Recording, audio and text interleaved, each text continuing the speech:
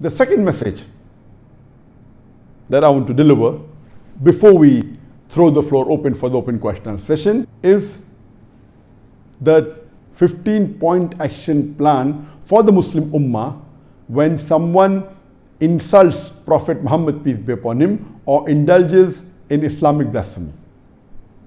I will not be repeating what I spoke last week, last Saturday, in the last session about what was done in France, including the act of President Emmanuel Macron of France. I will not be repeating that.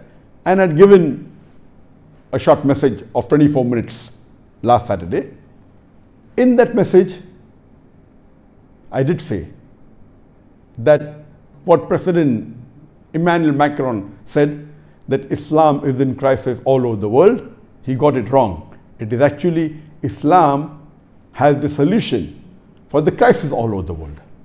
And I requested that if you hear my talk, Islam, the solution for the problems of humanity, it will clarify all its questions. And even my talk on is terrorism a Muslim monopoly, it will reply to the allegations of President Macron that Islam is a radical religion and Islam is a religion of terrorism. It will give the details. I also mentioned in the last session that regarding what Muslims should do, they should listen to my answer, which I gave in 2006 regarding the Danish cartoons. The Jyllands-Posten newspaper in Denmark, which had given caricatures, 12 cartoons of our beloved Prophet Muhammad.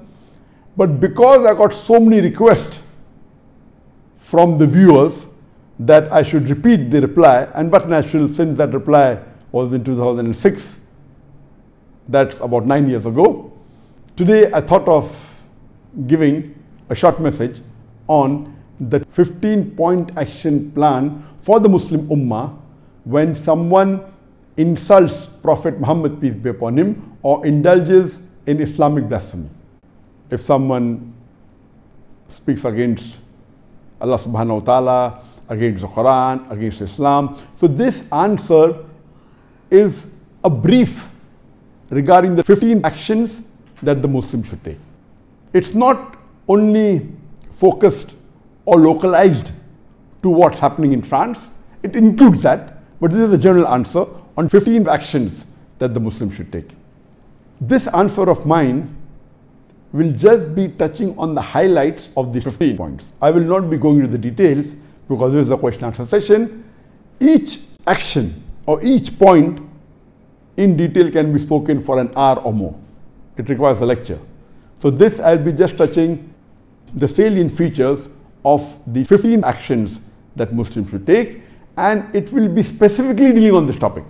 I will not be discussing about the general farais that all Muslims should do, that we Muslims should be good examples to the non-Muslims, that we should be honest, we should be kind, we should be merciful, we should be humble, we should be helping. All this is spoken by me in detail in other various lectures of mine. So today I will be hitting the nail on the head, only speaking specifically of the 15 actions that the Muslim Ummah should take when someone insults the Prophet or someone indulges in Islamic blasphemy. The first action, whenever someone reads any article against the Prophet or sees a sketch or a cartoon insulting a beloved Prophet Muhammad, we should follow the hadith of the Prophet Muhammad. Our beloved Prophet Muhammad said, it's mentioned in Sahih Muslim, volume number 1, hadith number 177, that the beloved Prophet Muhammad said that if you see any evil action, you should change it with your hand. That means you take an action against it. If you cannot, then do it with your tongue, that is by speaking. If you cannot, then do it with your heart. That means hate that act and agree it is wrong. Then you will be the lowest level of mu'min, the lowest level of a believer. So the least a Muslim can do whenever he hears any derogatory remarks against the Prophet, or any caricature, or any cartoon against the Prophet, any insult against the Prophet, any blasphemy against Islam, the least he can do is condemn it immediately in his heart and agree that what is done is wrong. This is the least anyone can do. Today, after the society has advanced, we find many Muslims have got so much westernized and have started agreeing with the freedom of expression that many a time when someone insults the Prophet, you don't even bat an eyelid, as though nothing has happened. Oh, this is freedom of speech. Today's world is, it's a global village, and the freedom of speech, that someone wants to insult the Prophet, no problem. A moment, a true moment, whenever he hears any insults, the least he can do is condemn that act in his heart. So number one that any Muslim should do whenever he comes across any blasphemy against Islam, any insult against the Prophet, is condemn that act and agree it is wrong. Then only can you go ahead with the other steps.